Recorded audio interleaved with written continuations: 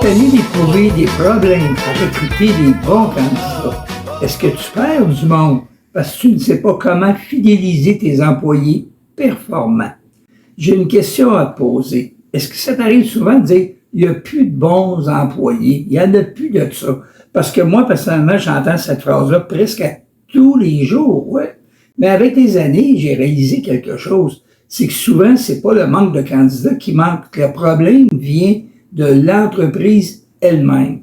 Récemment, j'ai un client qui m'a appelé, puis il était tout découragé. Il dit « Sylvain, il dit, j'ai fait plusieurs offres d'emploi, j'ai fait des entrevues et personne ne semble convenir au poste que j'ai à combler. » Je dis « Ah oui, ben c'est une bonne nouvelle. » Il dit « Hey, minute toi là. » Je dis « Oui, c'est une bonne nouvelle parce que combien t'a coûté ta dernière mauvaise embauche?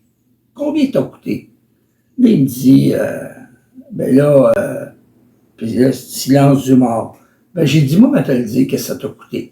À part parce qu'on pense souvent à l'argent. Oui, ça t'a coûté de l'argent parce que t'as payé quelqu'un qui est plus aujourd'hui. Mais ça t'a coûté aussi du temps perdu. Ça t'a coûté une ou des formations que tu lui as données dans le beurre, là, complètement dans le beurre. Ça t'a coûté aussi des erreurs que ce nouvel employé-là a fait ou des clients insatisfaits parce qu'il n'avait pas la bonne attitude. Et une chose qu'on oublie tout le temps, c'est que ça a coûté aussi la motivation de certains membres de ton équipe. Parce que ceux-ci se sont dit, bon, le boss, il s'est encore planté dans son embauche. D'embaucher la mauvaise personne coûte très, mais très cher à une entreprise. Donc, avant de chercher une solution ailleurs, moi, je t'invite à te poser 3 questions. Juste 3. 1. Pourquoi ton meilleur employé travaille-t-il encore pour toi? Le sais-tu? Si tu le sais pas, moi, je t'invite, fais un petit meeting avec, puis pose la question. Ça va te réconforter, puis peut-être qu'il va te donner des pistes de solutions. 2e question. Pourquoi ton dernier employé a quitté ton entreprise? Ben, te conter un fait personnel, lorsque j'avais ma 2e entreprise, à un moment donné, mon meilleur s'en va. Ben, j'ai dit correct. Le 2e meilleur s'en va aussi. C'est bizarre. Ils ont toutes des bonnes raisons, là. Je leur parle, puis bon, mais ils ne disent pas nécessairement la vérité, mais je ne sais pas.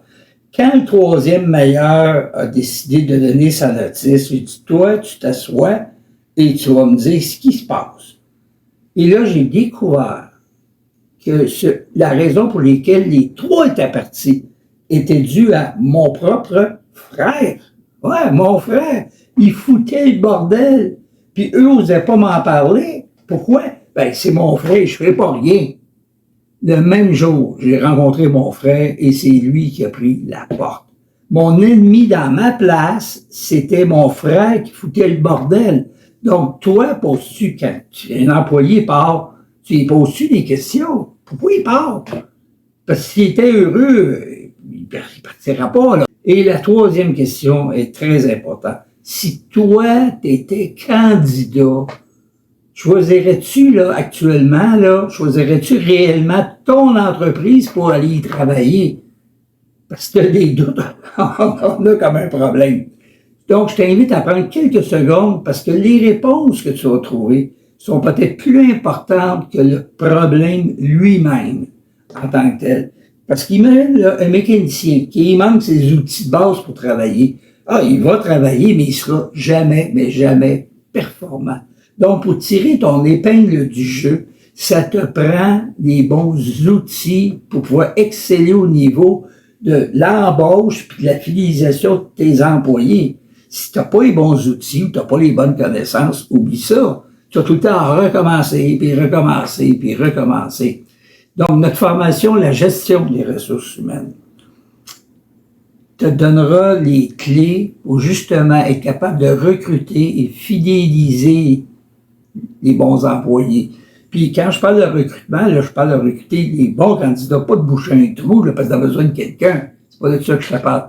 Parce que je t'invite à retenir cette simple phrase.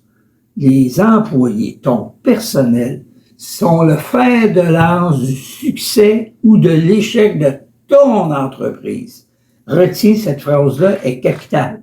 Ils sont le fer de lance du succès ou de l'échec de ton entreprise.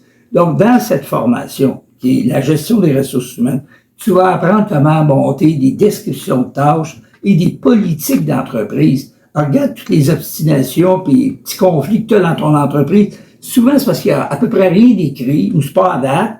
Puis là, on se pogne sur des interprétations parce qu'on a dit des choses verbalement. Ça marche pas. Il faut écrire des choses en 2026. C'est ça qu'il faut faire.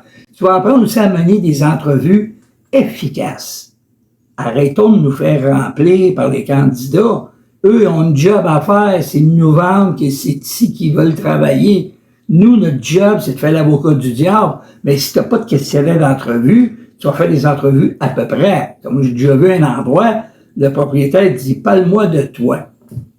Là, le candidat me regardait, je dis « Écoute, à quel âge tu veux qu'il commence? C'est 7 ans ou c'est quand là? Voilà, c'est pas de même ça se fait. » Tu vas aussi apprendre à concevoir une structure salariale évolutive qui va être compétitive, mais vraiment compétitive. Et aussi, apprendre aussi à concevoir une structure de récompense axée vers les résultats. Puis ce qui est de fun, ça ne coûtera rien de plus qu'aujourd'hui. Eh oui, eh oui. Et tu vas apprendre aussi à évaluer adéquatement ton personnel. Cette formation-là, là, c'est pas une affaire de 2-3 petites pages, là. Non, la formation, elle a 100 pages. Et il n'y a pas de page blanche là-dedans. 100 pages. C'est sûr qu'après la formation, tu n'auras pas un bac universitaire en gestion des ressources humaines. C'est pas ça qui est le but. Mais pour ton entreprise, tu vas savoir exactement comment ça fonctionne. Puis je pense que c'est ça bien plus qui t'intéresse, hein. Je veux pas. Donc, depuis 32 ans, ce qui nous démarque vraiment de tout ce que j'ai pu voir est notre accompagnement.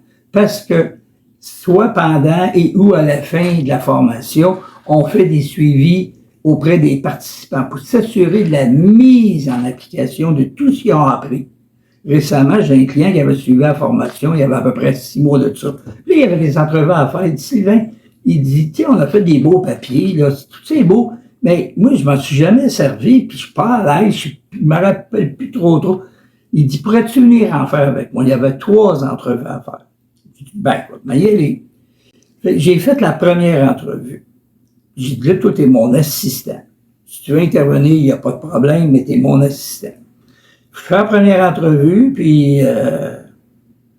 il me dit, après l'entrevue, il dit, comment ça va? Comment ça a été? Ah, il dit, c'est bien plus facile que je pensais. Je dis, oui, parce que tu l'as appris. Là, il te reste à le mettre en application. Je dis, là, on va faire quelque chose. C'est toi qui vas faire l'entrevue, puis moi, je vais devenir ton assistant. Donc, si ça se met à déraper, mettez ton filet de sûreté. Il a fait les autres entrevues, puis on a fait 3 entrevues, on est difficile dans ce domaine-là, et il a réussi à embaucher 2 personnes, ça fait peut-être 8-9 mois de ça. Elles sont encore là, les 2 personnes. Donc, si tu veux de plus amples informations, contacte-nous. Bonne journée.